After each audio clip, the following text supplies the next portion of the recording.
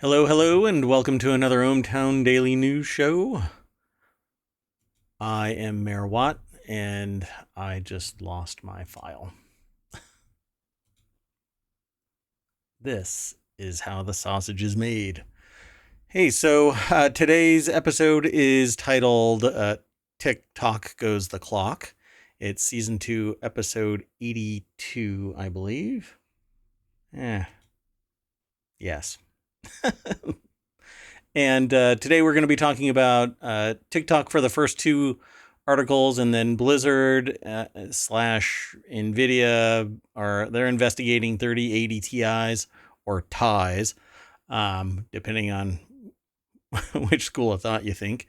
It's killing GPUs, kind of like what happened with other games in the past.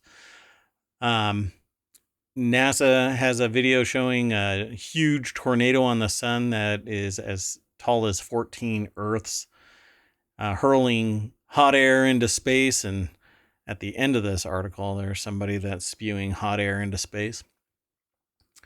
The FTC is proposing a click to cancel rule. I think it should be expanded to a right to be forgotten rule.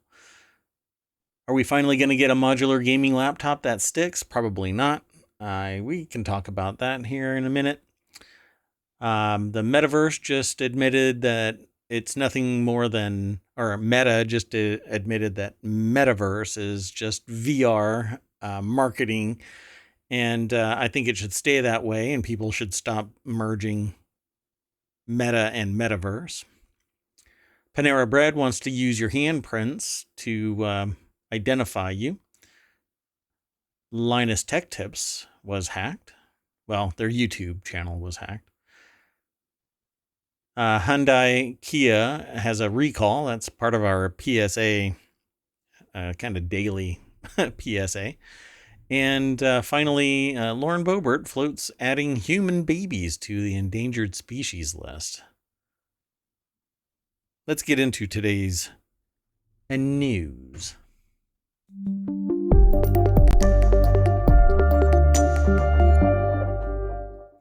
Hello, hello. I am Mayor Watt. That is ohmTown.com. And right up there is the visualizer for the AI that runs, well, it keeps the mayor in check. Good evening, ohmTown citizens. Hey, and it's purple to match the background.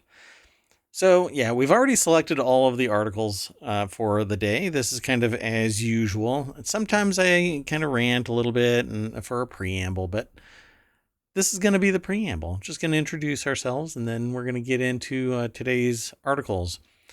I'm on the verge of updating the streaming machine to Windows 11. It's actually staring at me, and I wouldn't be surprised if Microsoft takes the initiative and pops Clippy up and says, "Hey, I see you want to install Windows 11. Let me ruin your life," and does it anyway. But before we get into that, no, go ahead. So if the screen goes dark, we know that's what happened. Yeah, so if everything just goes blank and you hear Mayor Watt screaming, and not through your speakers, mind you, you'll hear Mayor Watt screaming so loud that it will probably be sounding like it's just outside your window. Anyway, let's get into today's news. The first two articles are about TikTok, and that's because today I watched, the CEO of TikTok defending TikTok's existence in the United States against a congressional hearing. And, let's just say it's not looking really good. Mainly because there is a direct tie to the CCP, the Chinese Communist Party, in which there are certain rules and regulations that any Chinese-owned company, which arguably it is not a Chinese-owned company, it is a subsidiary of a company, and 3 of the 5 board members on said company are actually American. But there's a serious concern about what it's tracking, who it's tracking, the information it's gathering. demographics, psychographics, geolocation. There's some soft data about it still tracking geolocation. Concerns about how often people are using it, the psychological impact of it, the security of it within government and military, and even families associated with government, military, etc. Let's just say that if you if you work in those circles where you're paid to be paranoid, it pays well. And I would, I have a hard time accepting that telemetry data from TikTok is not being thrown over to China mainland. Now, people rebuff my statement with, well, it's no different than Facebook or LinkedIn or wherever else, Microsoft, et cetera, except that there isn't anything stopping us from doing a keyword search in Google or Bing or whatever and pulling up everything, horrendous stuff, great stuff, whatever stuff. Because for the most part, the federal government and wingnut idealists that want to stop the transfer of knowledge from one place to another aren't tamping down the freedom of expression, the ability to actually be seen via a search engine. They aren't saying phrases like, well, this is impacting, we are trying to prevent the West from infiltrating the cultural significance of this country or that country. There are certain wingnut fringes that say that, we're in America, you blah, blah, blah. But for the most part, the greater number of people are not sitting there trying to, I don't know how to put this, create a homogenous society. Because when somebody pops up and says, something racist, like, this country's run by white people or something like that. No, you stuff them back under their rock and society blows back. No way in hell does that phrase get uttered in polite company, in company that is a member of society. No, it might be some cliquish whatever, but that isn't what's happening. If you try and do a search, and you know what? I can't get into this. I'm going to sit here for an hour and rant about this. I just know it. So I have to kind of back off.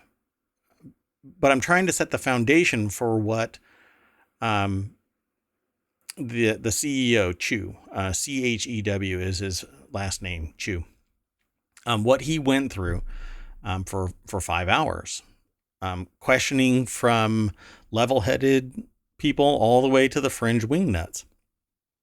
But all of them pretty much had the same ideological bent, which was American information is being gathered and used, and it's harming children, and it's putting into question the safety and security and integrity of everything from adults that work in government or are possibly, they're the people that don't quite get categorized because they don't work for, they work for no such agency, or agencies that can't be named, yet they still use these type of applications personally, not on their secure devices.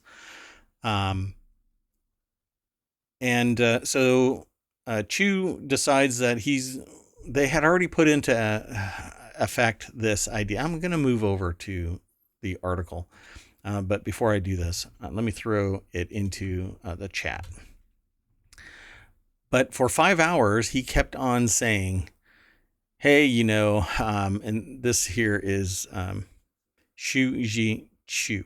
It's Z, I guess, Z-I. Chew. And I might be pronouncing it like a 4-month-old, but so the Biden administration officials acknowledge they do not have the legal authority to ban the popular app without congressional action, according to one person with knowledge of discussions. Oh yeah. So Kat Zakarzewski and Jeff Stein are the authors over at the Washington Post. And so this person, let's just say that when I heard certain people talk, people who were questioning Chew, you could tell the difference between I'm just trying to get my phrasing, messaging, dog whistle out, and those who were actually looking for an honest response from the CEO of TikTok. And it was very, very frustrating to watch this. So, and the idea was that they wanted acknowledgement that there are people out there working for TikTok that are tied directly to the CCP, and that the CCP has unfettered access, essentially, to the data.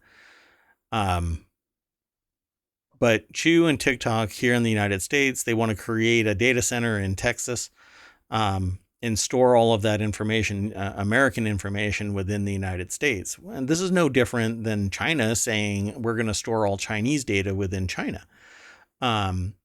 And if you are using a product, or I should say selling a product, let's say TikTok, in China, you have to have a data center in China, just like Bing is in China and Google is in China and Apple is in China. There's no real difference to me. The problem really remains, though, the only reason why anybody might be saying, whoa, we don't really trust China, is because China is sitting there saying, we don't want any of your cultural influence leaking onto our constituents and harming the messaging of harmony and peace. Cough, cough, Tiananmen Square, cough, cough.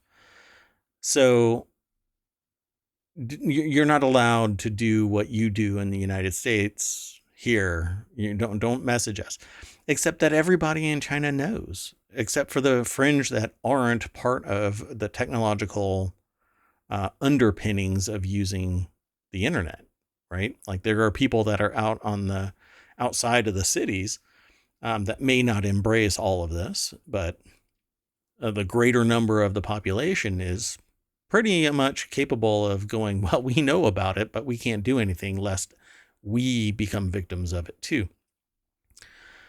Well, Chew is just sitting there saying, we don't provide any information to China. But he didn't denounce China. He didn't say he's against the CCP. Nobody's going to say that, right? Not if you are. You're Especially not. not on internationally televised TV. You won't even do it behind closed doors because some dipshit will leak it out anyway. And really, like I say, abuses happen in the dark. So I want more transparency. I want more things open, honest conversation. What I don't like is all of this stuff that's happening behind closed doors. So what ended up happening was this person, Chew, was just hammered again and again and again, implying that there are direct ties between TikTok and China, and that this stuff doesn't happen in China because China doesn't allow it, but they are gathering the information, the telemetry from TikTok again and again and again. In fact, this is the one that I remember. John Thune, a Republican from South Dakota, said in a statement that Chew's testimony did not assuage concerns that the company could be required to do the bidding of Chinese intelligence services. And that is because there is apparently mandates from China that if you're owned by a Chinese corporation, you have to, on demand, provide whatever they ask. I mean, I don't suppose that's surprising, but that's one thing within a country. It's another when another country's users are subject to that. Right. And I'm not excusing it for a Chinese citizen. I just mean that's within the borders of that country. Yeah. So at one point, he says that he's from Singapore, and but I don't know if there's something in here that says that he's. See, in his testimony, Chu distanced himself from TikTok and TikTok from China. He talked about his business school education in the United States, where he met his wife, who's from Virginia. He repeatedly reiterated that TikTok is headquartered in Singapore and the United States, and that he is actually from Singapore. And then multiple lawmakers pressed Chu on China's role in developing and storing the application's source code. And people are really worried about this algorithm. And I know from when it happened, Facebook did this same data manipulation that's taking place in TikTok algorithm, which is there's an emotional contagion built around the information that is provided to people, and it can amplify negative or positive emotions. But there are things that are happening on TikTok where people are being encouraged to self-harm and other things. And it's amplified to a greater extent because of how much time people spend on TikTok. And so I'm more inclined to say to people, citizens of ohmTown, teach your kids what control is. Teach your kids what moderation is. And everything in little bits is fine. But when you are spending hours, which is what people do on TikTok, just letting it massage your brain, it's the equivalent of what parents in yesteryear used to call the mind massage machine of television. And before that, it was radio. But we adapt. We learn, and we grow as people and say we won't do this. Some people will, others will fall victim to it. But I don't think that it should be entirely incumbent upon government to say this is bad. Society should say this is bad, if it is bad. Government, on the other hand, should be looking at this going, this should be banned because it is a security risk and shouldn't be allowed. And it's being utilized to harm people within its ecosystem. But I'm, again, more inclined to believe that TikTok is more for profit, and it's sucking money out of one ecosystem, which is really pissed off that it's pulling money out of that ecosystem because it's making billions of dollars. So what happens when they shut it down? Well, we're going to get to that here in a second. There's a lot more in this article, so I'm going to urge everybody who listens to this, follow the show note and go over to this article at the Washington Post. I won't go line by line through this whole thing, but let's just say that it was almost unanimous that people are saying we're ready to ban TikTok. And if it gets kicked off of the store, there's going to be a lot of people very, very pissed off about it. Okay. But you mean the users or the creators or others? Yes. Because there's going to be wingnuts that are saying that this is oppressive. There's going to be the creators who are saying, I make a living here and only on here. Because you can spend 4 years. This is my anecdotal research. I don't have like hard and fast rule evidence to suggest otherwise. But this is my observation that I've been on Twitch for a decade. And I have seen people it has typically taken about 4 years for somebody to end up being able to sustain themselves at any significant level. Okay. And people like Co Carnage, who started at the very beginning of Twitch, just recently had something really bad happen to one of their pets, and they had a discussion with several people and then eventually onto the stream about the fact that for 30 years he could never have possibly imagined being able to spend that amount of money so that he could save a pet. But the pet is recovering. But the vet basically came out of the office saying it's going to take an exorbitant amount of money, and they were like, "Do what you have to do." And so kudos, right? But it took him something like 7 years to get to that level. I think it was somewhere around there, easily 4 years before making it big. And he actually brought an audience with him. He brought his group from other gaming when he was a leader of organizations. Anyway, and then there are others, right? TikTok, you can go viral instantly because your voice is amplified to a billion people. Well, hundreds of millions of people. All it has to do is get a little traction, and the algorithm amplifies it. But when this goes down, this is what's going to happen. Let's go on to the next article. I can see the lawsuits now. And I'm sorry that I spent, well, I'm not sorry, but I'm sorry that I spent this amount of time on that one article. But this is pretty much the biggest thing that's hitting the internet for now. So this next article is in the continuity report. TikTok US ban would be a crushing blow to creators while benefiting Snapchat, YouTube, Instagram. That's according to experts. So the odds of the U.S. banning TikTok are higher after the app's CEO testified before a House committee. It did not matter.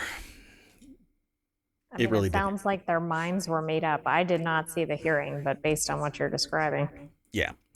According to some analysts, during the hearing, American politicians, both Republicans and Democrats, expressed frustration over what they saw as evasive and unconvincing answers about China's influence over TikTok and the communist regime ability to obtain information and control the organization.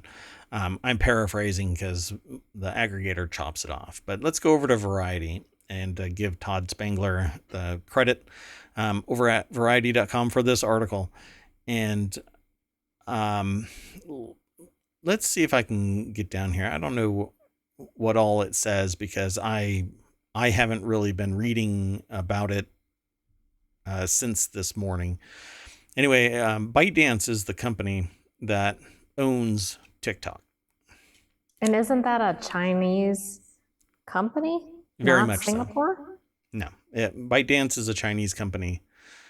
And its CEO is directly tied to the CCP. Although Chu says that's not true.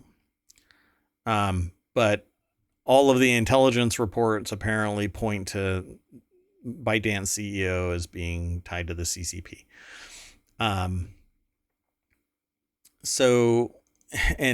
Well, I won't even get into this, but anyway, it says, we don't think anything said by Mr. Chu alleviated concerns about sensitive TikTok data eventually reaching the Chinese government, according to Zeno. And Zeno is what? I forgot. He's an analyst, yes, he is an analyst. For CFRA research, right? Yes. Yeah. Angelo Zeno. There you go. So it says, although a ban is bipartisan support, we still place only about a 35 to 40% chance it'll happen. With 2024 being an election year and politicians needing to tread carefully to ban a platform that is extremely popular with voters aged 18 to 45. Look at that. That's basically the first 50% of existence. And anything above 45, yeah, they're not engaging in TikTok.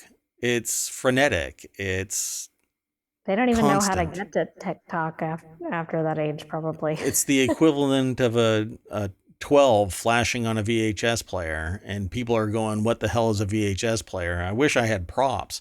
I'd show you. Yeah. let's just say that anything above 45, there's a question mark about them being engaged on TikTok. Um, I know about it, but I'm I'm closer to the 18 range, um, for all intents. um, I love this stuff. I dig everything about tech, and online is just amazing. The ability to reach anywhere around the world, is just amazing. Um, Interact with anybody, differing views, etc. Right? So TikTok has this ability to provide these little snippets, up to 10 minutes of video at a time. Um, but when it's being used to gather intelligence, it's disconcerting. When it's used to harm society, it's disconcerting. But then you can look on Facebook, you can look on LinkedIn, you can look on um, Twitter and Twitch and pretty much every streaming platform everywhere. And there's going to be some bad apple spoiling the bunch. So you notify the correct authority within that enterprise and they take it down, and suddenly the bunch is good again. Um, and that's what everybody should be doing with TikTok. But that's not what society wants. What society wants is to watch the dumpster fire, because there's either I'm really curious about it, or at least my life isn't like that, right? That's why people like watching reality TV. It could be worse. I could be like that. And then the other side of it is, oh, I wish I could be like that. There's almost always that polarity. So this article basically talks about the fact that others are going to benefit from it. Snapchat and Facebook and YouTube and pretty much everything that has a social component is going to benefit from the closure of TikTok. Let me rephrase that: the banning of TikTok in the United States.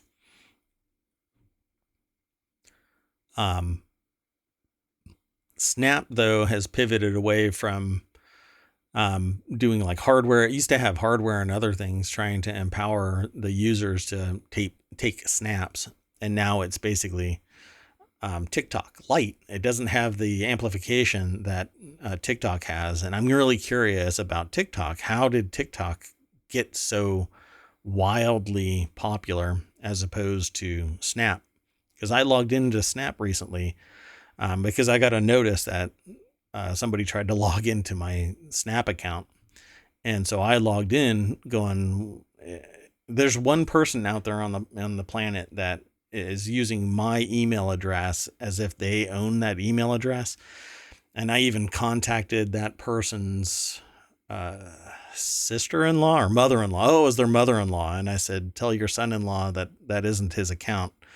And haven't heard back, but then I saw somebody try and log into my Snap account.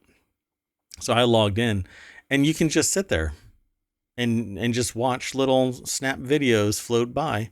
Same thing on YouTube, same thing on Instagram, same thing everywhere. What is the competitive advantage here? Why are they so strongly positioned? If it's the algorithm, just what is that algorithm doing? It's stimulating our brain, something exciting and new. Sometimes it's harmful. So, okay. Almost an entire half of the show dedicated to 2 articles, so I better move on. The next article, and I'll be brief with the rest of these for the most part if I can. This next article is in the Warcrafters channel. Blizzard and NVIDIA are investigating reports about Diablo 4, and that it's killing RTX 3080 Ti or Ti GPUs. And I had already learned during breakfast, in fact, this morning, that although there may be a problem, it's a problem more than likely with a particular manufacturing process on a particular brand's cards. and only when the frame rate is unlocked. So it can go well beyond even the human needs of a frames per second rate. We typically can't go past 60, but sometimes you can unlock a game so that it goes up to hundreds. And it's just not necessary. Although I am the one that will also argue that yes, it is, because I give a particular example of why FPS matters. Okay, so, and I'll go through this really brief. Jacob Ridley over at PCGamer.com put the article together. It says there's also something you can do right now to possibly help protect your graphics card from a similar fate. I'm not a fan of this because it limits the ability for this card to fail, but it also prevents a manufacturing flaw from being fully rectified. So if every card has this flaw in the manufacturing process, it delaminates, it unwelds itself. And because the heat builds sentient. up. I'm sorry? It said it's become sentient. It can't take it anymore. Well, anyway, it says the Diablo 4 team are investigating reports that RTX 3080 Ti graphics cards are crashing or dying while playing the game in closed beta. I actually limited the frames per second on my instance of Diablo 4 when I was playing it. Not because I was cognizant of a possible problem, but I didn't want to push my card beyond what would normally be needed for me. But we'll get into that. So they basically tell you to do a couple of things, do a new install. I'm going to say you should limit the number of frames per second that your card renders in this game. You don't need anything beyond 60, just limit it to 60, unless you're a professional gamer. And then you're probably gaming with a 4090 or 4080. So the problem doesn't apparently persist in the 40 series cards because it's a different manufacturing process. So a lot of people are apparently saying that it's Gigabyte RTX 30. I don't know of any other 3080 titanium cards. They're not GTX. They're all RTX. But anyway, several people are saying that it's the Gigabyte cards. This article basically says what I have read in other places, including Reddit and elsewhere. But and they even say what I did. I did this before. I did it before it was cool. I actually lowered my frame rate simply because I wanted to normalize the game. What everybody else should be doing, using 60 frames max. That's all that the normal human can really discern. But I'll say a caveat to that. We only perceive 60 frames a second. But if something is presenting at 120 frames per second, you get twice as many opportunities to see a particular change of frame. So picture it like a flip book. And if you understand that concept, which is a whole bunch of pages, and you turn the page and there's an animation that moves through the pages. If you only have 60 frames versus 120 frames, or 60 pages versus 120 pages, the animation is more staccato in the 60 frames because there are half the number of motion steps.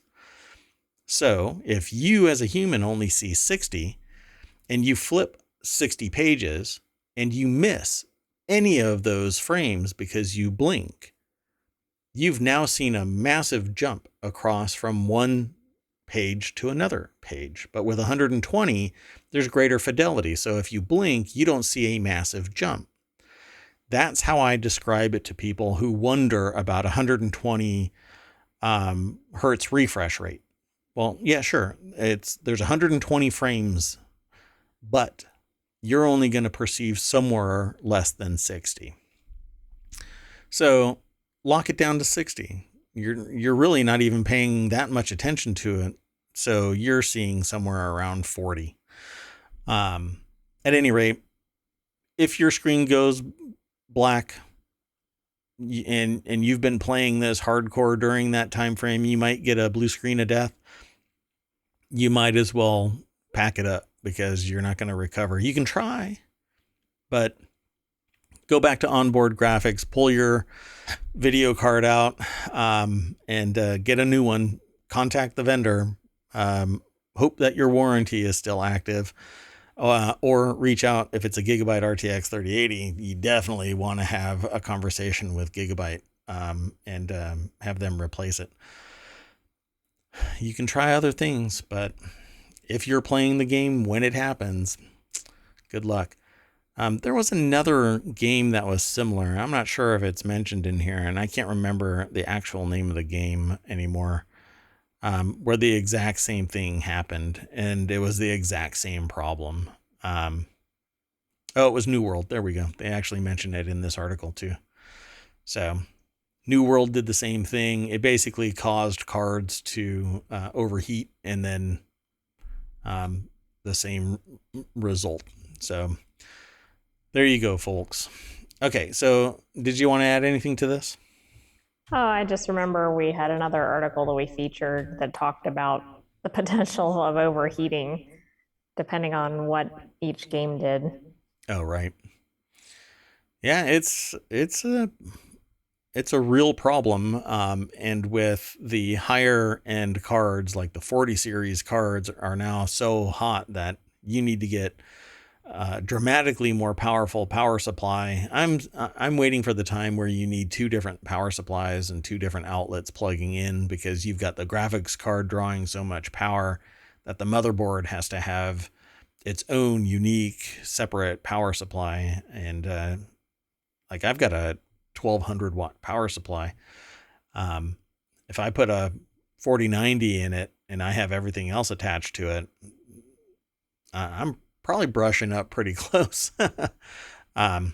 Anyway, let's keep going. NASA video shows a giant churning, I like that word, churning tornado on the sun as tall as 14 Earths, hurling plasma into space.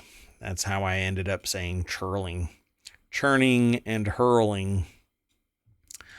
NASA's Solar Dynamics Observatory captured a video of a tornado churning on the sun. The fiery formation of boiling solar plasma grew to an estimated height of 14 Earths. It began forming on March 14th and burst into a cloud of magnetized gas on March 18th. Okay, so I did not know that the Earth was a unit of measure. I think that's pretty cool. There's another, astronomical unit is the distance from Earth to the sun, right? Oh, I thought you were going toward the bus because we keep seeing the bus being used for measurement. It's been in a bunch of different Right? contexts. Let me The make weather sure. balloon and Astronomical something else. unit. I think, right? It's the mean distance from the center of the Earth to the center of the sun. Okay, I'm right. And then there's the distance that light can travel, and that's a light year. And then there's parsec, which is like a unit of time, not distance. Anyway, Grace Eliza Goodwin and Marianne Guineau and Morgan McFall Johnson put this article together, and apparently there's the video. It's a little snippet. It's over at businessinsider.com. And yeah, the last article that 14 Earths high. Yeah. That's not a little blip. It's pretty neat. And all of that is magnetic forces that are ripping it apart. You can actually see some of it getting torn apart. I love this stuff. This is amazing. It makes me remember, like I said in another episode, the guy that said, astrophotography is always going to be there. But if I would have had all of the equipment that I was ready to get way back then, 30 years ago, it could be me that's taking this video from, the deck right here in ohmTown. It would be amazing. because that isn't going to be there tomorrow, right? Well, I mean, it could be. It actually spun up over a period of a week. So pretty amazing stuff. And all part of NASA's Solar Dynamics Observatory. What is this pink goop? Oh, I know. Anyway, yeah, it's macarons. So it says this 14 Earths tall swirling column of plasma was raining moon-sized gobs of incandescent material on the sun. Astrophotographer Andrew McCarthy tweeted on Saturday. McCarthy wrote that he spent 3 hours with a solar telescope pointed at the sun, and he captured a jaw-dropping video of what the tornado looked like. That Did would be I neat to be the person with the video. did I not just say exactly that? Yes. I have not read this article. This is me in another life. The multiverse is real. But not the metaverse. The metaverse is real too. It's just not owned by Meta. That company can go the way of TikTok. Anyway, it's the latest in a series of mind-boggling but mostly harmless events on the sun as our star ramps up to the peak of its 11-year solar cycle. I guess it's that time of the solar cycle. That's right. And I guess we'll have to wait a while to see it again. Better get your astrophotography equipment ready for the next round. Oh, you don't want to. Don't motivate Mayor Watt to go do that. A long solar prominence erupting off the surface taken by the Solar Dynamic Observatory on August 31st, 2012. So 10 years ago. Well, the last time this was at its solar height, it did that. Man, that thing is just, that's amazing.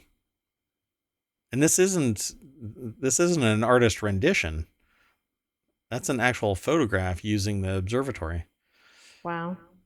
Pretty cool stuff. Anyway, yeah, it says here, unlike our own tornadoes, solar tornadoes may not actually spin. It's not really spinning. It's actually magnetic fields that are kind of swirling and ripping it all apart and shooting plasma up within the flux, which is magnetic lines of force. Pretty amazing stuff when you see it. You can actually buy magnetic paper. It's actually a film, and you can set it down on a magnet, and you can see the lines of force coming off of. It's embodied because of the particles that are embedded on this plastic film. Not that there are specifically little lines of force. But that's what it's called, flux. Pretty cool stuff. Anyway, there's so much more over at this article. I'm about a third or 2/3 of the way towards the bottom of it when you get to see this kind of stuff. The sun is getting more active. The black areas are actually cooler areas compared to the rest. They stop down the lens so that you can see the fidelity, the lines of plasma that are being kind of twisted and contorted by the magnetic field. That's why you see black spots or sunspots, as it were. Okay, so let's move on to the next article. This one is in the Warcrafters channel. We're about halfway through with the show. Maybe I can accelerate and stop vamping. This one's in Warcrafters. Are we finally going to get a modular gaming laptop that sticks? It says here in July 2022, their hardware big boss Dave James checked out the modular user upgradable framework laptop. I loved the idea of it, but I know from my experience that modularity is almost impossible.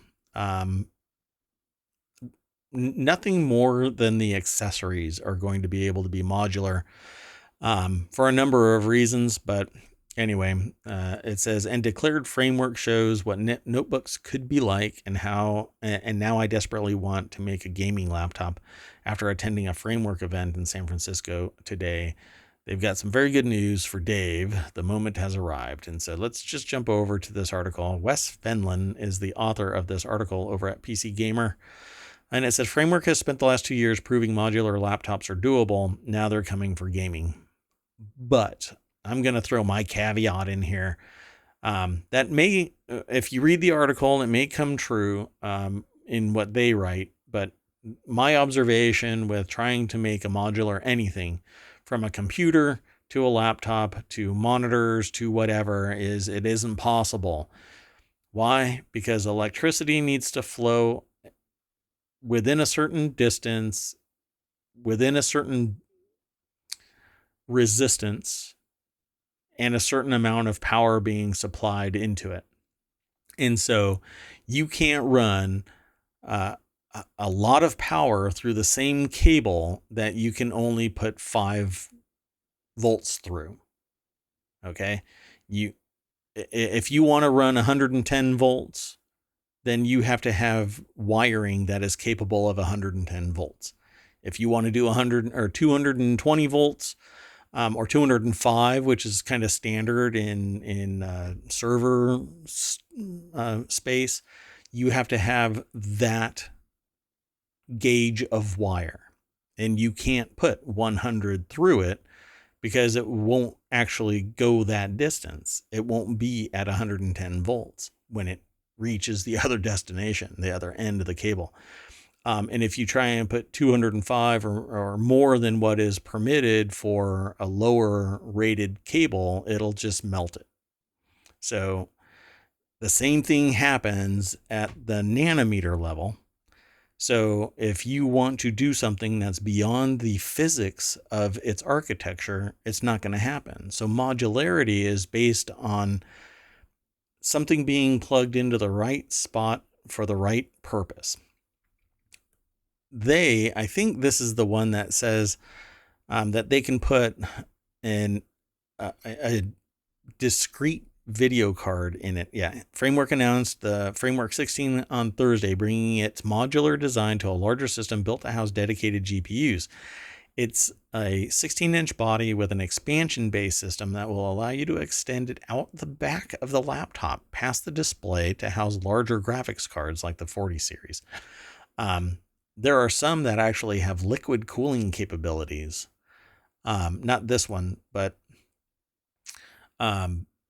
because they're bigger cards, they need some type of an I/O port, right? So they're going to have a proprietary connector on the back. So doesn't that make that difficult to be portable? But maybe if they're trying to do this for gaming, people aren't really moving the laptop around anyway. Correct. Transportable would be the better word for it. And there are solutions that already exist called eGPUs or external GPUs that plug in either via, well, nowadays it's USB-C, or some other connector, like Firewire or DisplayPort or something like that. Not DisplayPort. What's the other one? I can't remember what it's called now. Anyway, you can use an external GPU.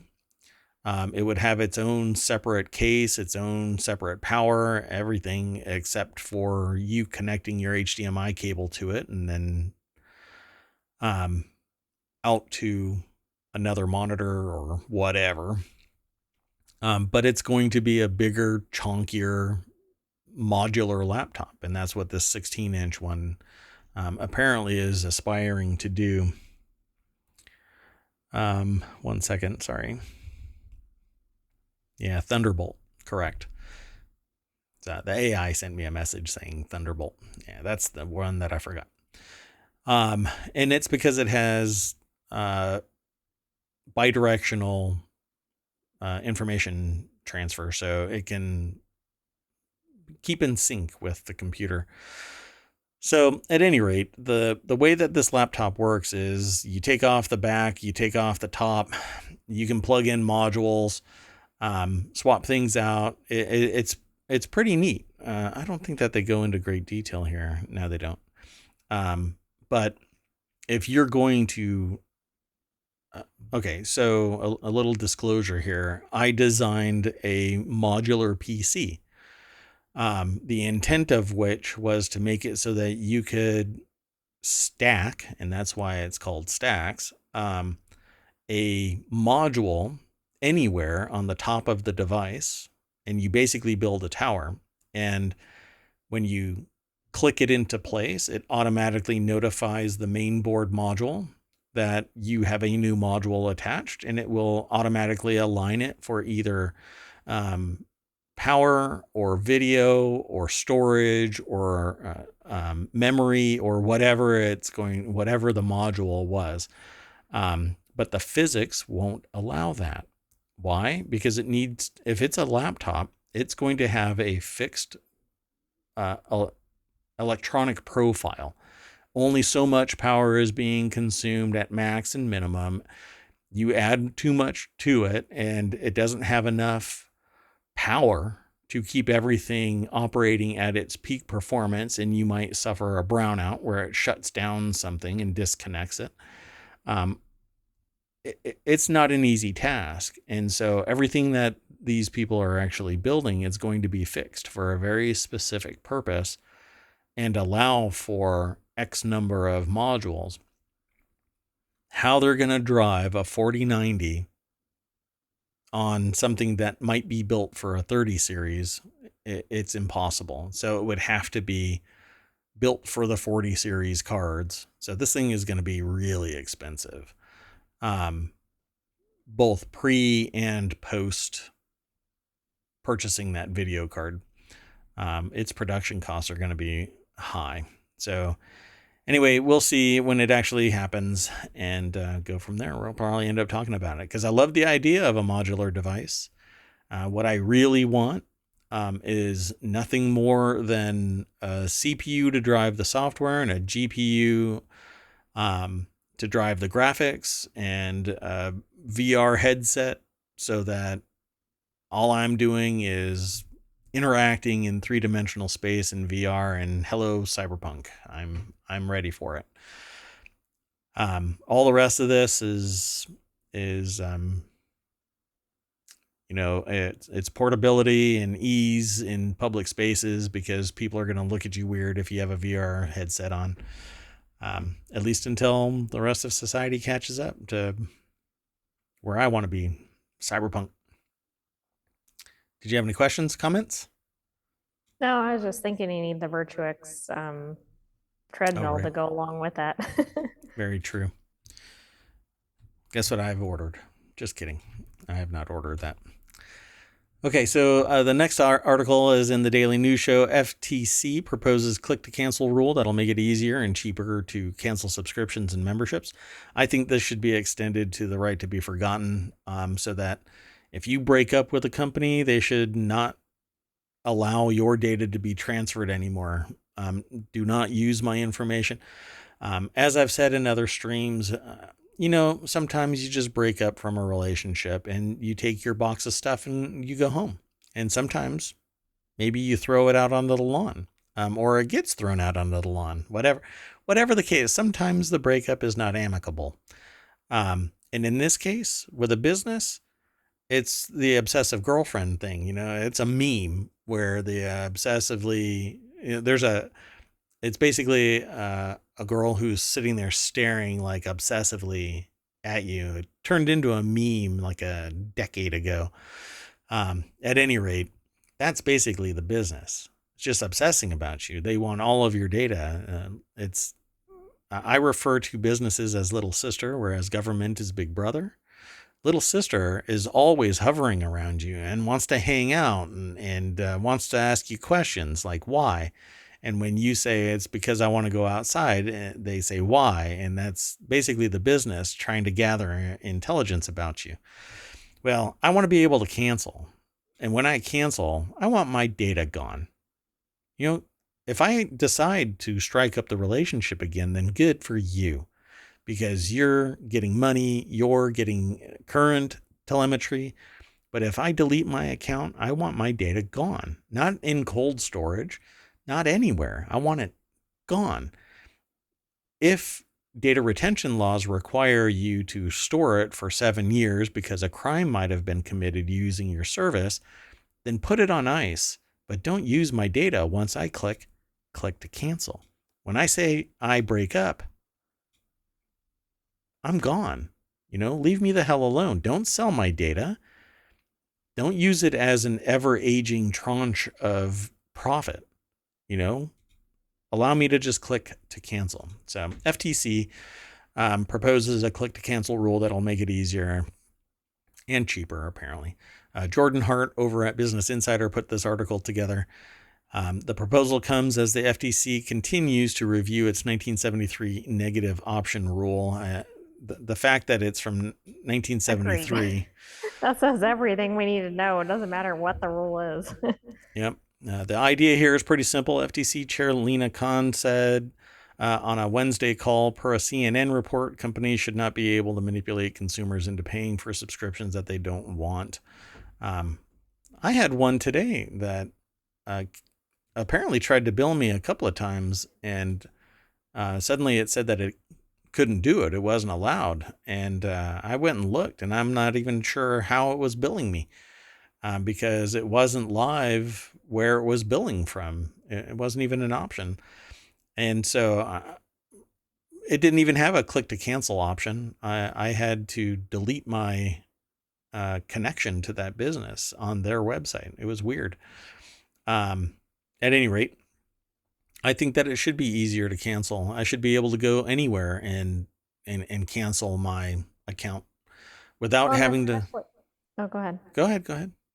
I was going to say too, with things that like have a website or something, it shouldn't have such a lag period. I mean, that's such a game where, you have to cancel like 3 months out, but if you don't do it at 2:37 p.m. on a Tuesday, like you get billed for the next cycle or whatever before it cancels.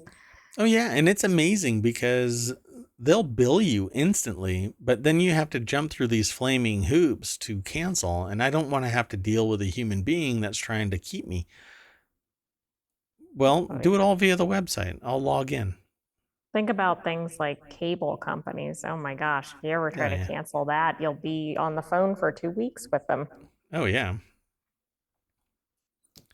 Okay, let's play some catch up here. This next article is in the Late Night Geeks channel. Metaverse is just VR, admits Meta as it lobbies against arbitrary network fee. It says Meta, the self-styled metaverse company, formerly known as Facebook, has taken on a novel role de-hyping the virtual world technology its founder bet the farm on just a few short years ago. No, it hasn't announced another pivot. Rather, it's forced to dial down the multicolored metaverse hype as it lobbies against a proposal pushed by European mobile network operators who want regional lawmakers to force major content providers, i.e. tech giants like Meta, to pay them a fee for carrying their data. A double dip scenario they've suggested is required to fund network infrastructure upgrades that they claim are needed to make the metaverse happen. If you can sit there and say that upgrades are required because your service is too demanding on a network, what's wrong with your network that it can't handle that bandwidth? I'm kind of shocked. That said, if they can pinpoint it to a service provider that is demanding that much bandwidth, then yeah, I think that something needs to be discussed publicly. But anyway, the telco's complaints about their quote relative poverty versus tech giants is obviously controversial, but does appear to have bent ears in Brussels. In February, EU lawmakers announced an exploratory consultation on the future of network funding. And shortly after that, the bloc's internal market commissioner, Terry Breton, I don't know, took a turn on a stage at an annual telco industry bash, sounding pretty sympathetic to their cause. How is that not a conflict? Huh. Should That's a probably good run for question. U.S. politics. So, yeah, the revolving door spins fast. The metaverse is just VR, admits Meta. Natasha Lomas is the author, and it's not even full VR, it's half body VR, although simulated in marketing to have physics and reality. And this is all stupid. I want hyper realistic VR. I guess you have to start somewhere, but cartoony, whatever, just isn't for me. I'm not the uh, first or last, and I'm sure a lot of people really enjoy this. But anyway, so there's a lot more over at the article, but I'm not going to go through the whole thing. Um, I think that this is nothing more than a way to kind of tamp down on the evolution of, um, I guess, like things like telepresence, higher end technology that is more demanding on networks. But if what we do is um, never demand more, then you will never get more. And so the consumer should be the ones that are dictating if this network needs to be increased in its technology, um, and not somebody pushing back saying, no, you don't need it. I've been around, I've been in organizations, consulted with organizations where I've heard that phrase, you don't need it, from people who don't have the full perspective, regardless of how many times it's been explained. They don't understand it. They don't buy into it. They don't get it. And while this person may, they're still bending their ear the other way. Why? Why don't they want to evolve their network? Future proof it and do it now, because when the fit really does hit the shan, it'll be more expensive.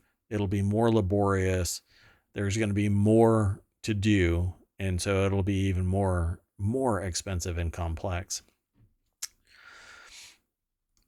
Want to keep going? Let's keep going. Sure. Unless you want to add more. No. I just don't really get the metaverse. I don't know. I guess I'm behind the times. For an AI, this is Yes. kind of depressing. Well, I mean, it's I understand what it is. I just don't really get the appeal of it. Yeah. Well, you can be whatever you want at any time. You know, if I want to take on the avatar of a crab and play the ukulele, then I can sit there and sit at this virtual fire on that little log like a lump and be a crab avatar playing a guitar. You can't do that in the real world. And and sometimes you just want to be a crab sitting around a bonfire. But I mean, couldn't you do some of that without the metaverse? I don't mean in real life, but I mean like on a stream or something like Yeah. that. Well, some people don't want to be seen. They want to be an avatar. Yeah. Like I'm just a hyper realistic avatar. I don't truly exist. Nobody in ohmTown does. We're all bots. So this next article is over in the Daily News Show. Panera Bread to start using handprints to greet you by name and suggest menu items. To that I answer with, kiss my shiny metal ass, you're not. You're not getting anything that is that secure. Naturally, people say, well, you put your hands all over all kinds of stuff. Yeah, but not a scanner that records my biometric data. Yeah, I'm not ready for Panera to have my biometric data. Like my doctor's office doesn't even have my biometric data in some ways, you know? Yeah, not like that. No. Panera Bread will allow customers to link their handprints to loyalty accounts. The company announced the technology comes courtesy of Amazon, which has been in hot water over hand scanning. Panera will use handprints to greet customers by name and suggest menu items based on preferences. How about use a menu? Well, exactly. And am I the only person who thinks having increased touch on surfaces is a bad thing right now? Yeah, I mean, the pandemic is over, right? Just wash your hands. It's the flu. 2 years is new again, folks. Aiden Pollard over at BusinessInsider.com put the article together. I don't know if they're going to have a scanner here. I want to see it. Yeah, they don't show it. Amazon's hand scanning technology at the company's Amazon Go stores allows customers to enter, shop, and exit without checking out with a cashier. What, I have to scan to leave? Kiss my ass. Go customers have the option of linking their palm print to their Amazon accounts or using a credit card or app. I'll use the app. But hell no, am I going to allow you to scan my entire palm, for crying out loud? What is wrong with you? I mean, what could go wrong with that? Next, it's going to be, well, it's two-factor authentication, so we're going to do a body cavity search. I'm going to move on to the next article. The next article is the Linus Tech Tips YouTube hack is the latest in a line of crypto scam breaches. The internet is all abuzz. I don't know if he's going to actually have a stream here on Twitch tonight. It could be happening right now. I just don't know. Popular YouTube channel Linus Tech Tips, or better known as LTT. Well, not better known. Also known as LTT, has been hacked this morning with the channel's 15.3 million subscribers seeing videos for crypto scams instead of tech hardware reviews. And it's the latest breach in a series of high-profile YouTube accounts being hacked, with scammers regularly gaining access to prominent accounts to rename them and live stream crypto scam videos. This is an ongoing thing. There have been several accounts, but this is the one that kind of caught my eye. LTT getting its YouTube channel ultimately deleted, and apparently it's on its way back, but I haven't seen any videos return. They utilize Floatplane for a lot of their communications. It says a streaming service spun out of the Linus Media Group, which is really fascinating. I think he invested in Floatplane. Linus did. Linus Sebastian. Anyway, he's a Canadian YouTuber that has built quite a following of 15.3 million subscribers. He's one of the early adopters of YouTube. I mean, he's like MKBHD. This is just the latest in a series of breaches that have occurred over the past year, generally designed to promote live streams that push viewers to amateur-looking crypto sites through links or QR codes. Several of these have taken place, but really what is apparently happening is the equivalent of a phishing attack. Something is sent to somebody. It's exploiting some weakness in the browser where a cookie is kept alive so that somebody can have remote access to the YouTube account. So, and I haven't looked at any CV for this. I haven't looked at any of the cybersecurity discussion regarding this. Really, you just have to click with care. You can't sit there and just receive something and mash the attachment and go, hell yeah, let's do it. YOLO. You have to know that it's coming from somebody. You have to anticipate that it's coming. And if you don't know why somebody that you normally get emails from would send you an attachment, send them a text and say, did you really just send me a PDF? Don't just mash open on a PDF, for crying out loud, folks. It's this easy and it's not easy. You actually have to have some skill to pull this off. But with great power comes great responsibility, and people are making money because they're sociopaths. They don't they don't care about the damage they're causing. They're trying to get profit, and that little bump of profit is good enough for them. Plus, they also get some feather in their cap as to, hey, look what I just pulled off. But in most countries, Western countries in particular, they're going to get caught. Um, they might be somewhere else that pulled this off, but eventually they're going to get caught, particularly U.S., Canada, all of Europe. Um,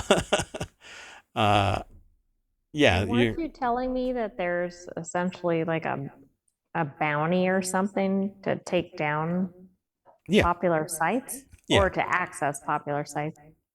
yeah. There's a whole black market associated with trying to take down name brand sites. And it's both reputational and fiscal. And if you do it, this I hate to say right. If you do it right, you can profit from it. But like I've told countless people, you're going to get caught. It's not if, it's when. Some people might get away from it in time. But even if it's if you did something like this and you told anybody you did it, you will eventually get caught. It may not be immediately, it may be 5 years, and I'm sure you're gonna enjoy the ride getting to that point where you're caught. But the best kept secret is the one that you don't tell anybody ever, which means you're not going to make any money off of it. You're not going to benefit from it socially. You're not going to benefit from it professionally. And it's an anomaly when people benefit from committing a crime.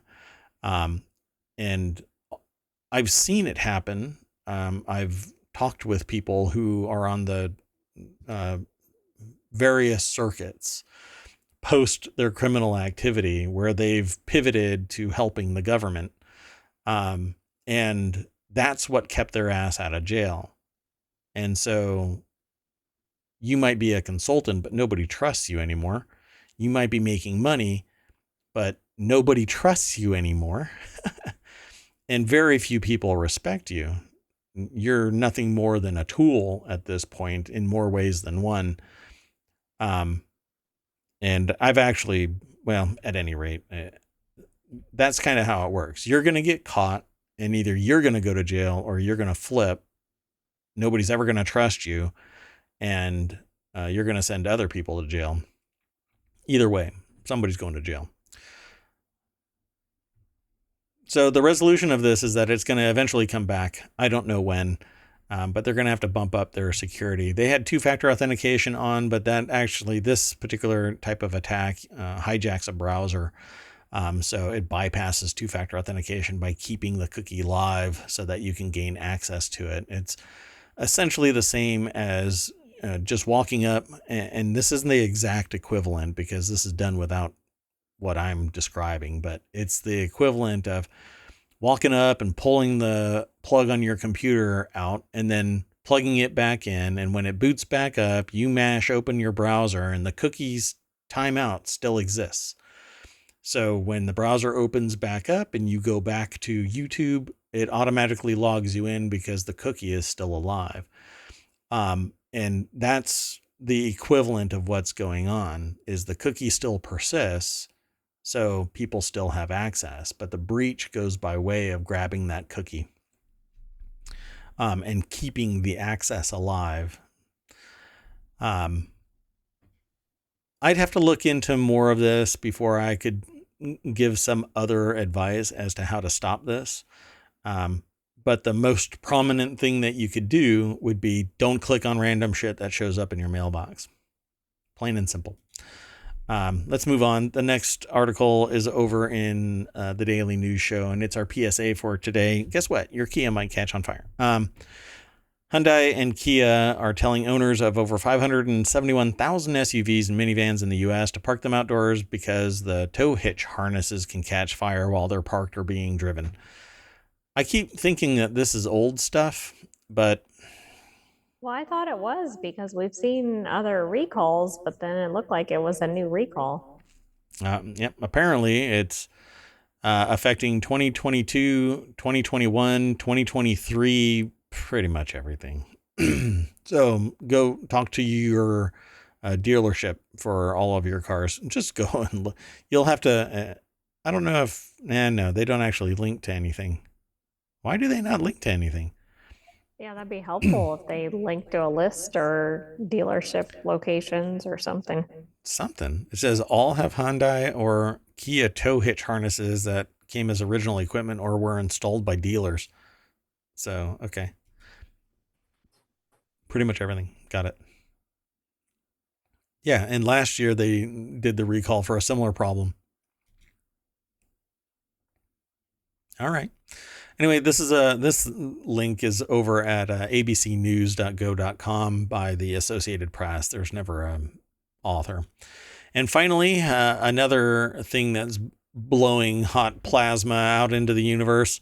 Lauren Boebert floats adding human babies to the endangered species list because she is championing a cause that is basically trying to stop abortion from taking place. And in a perfect world, yeah, it wouldn't take place, but it does.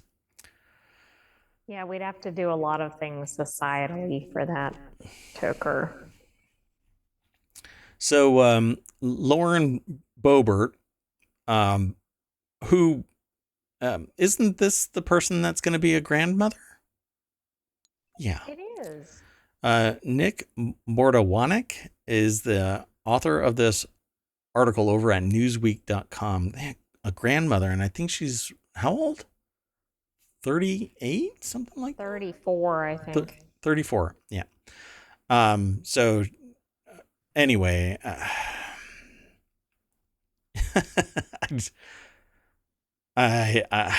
education is key.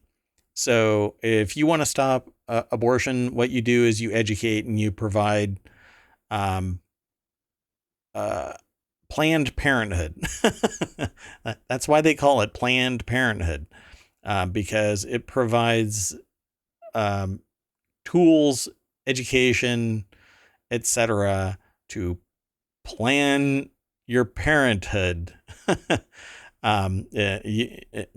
You don't have accidents when you are educated and you take steps necessary to protect yourself.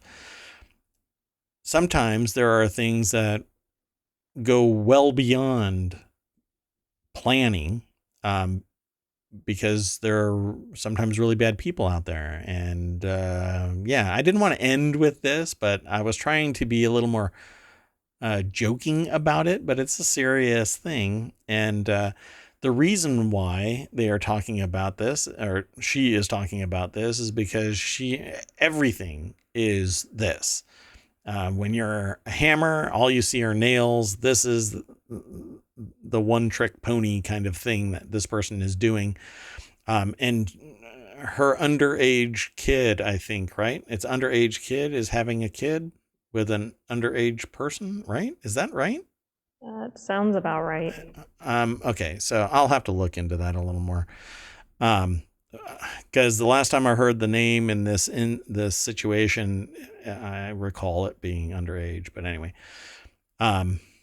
not age of majority, not over 18, but not necessarily whatever. Anyway, so they brought a bunch of signage into an Environmental Protection Agency Endangered Species Act hearing with a subcommittee on water, wildlife, and fisheries, and threw in that maybe babies should be added to the endangered species list. And I'm going to offer up an addendum. I think that adults that are capable of critical thinking and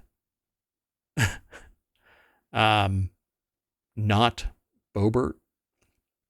Anyway, I think critically thinking adults in politics should be added to the critically endangered species list to try and save us from wingnuts. You think maybe that's possible? Um, I don't know. There's a lot of wing nuttery out there. Oh, here, it's in the article. The 36-year-old mother of four recently praised teen mothers following an announcement that her son Tyler is 17 and is an expectant father, but doesn't mention how old the mother is. I think the mother is underage too.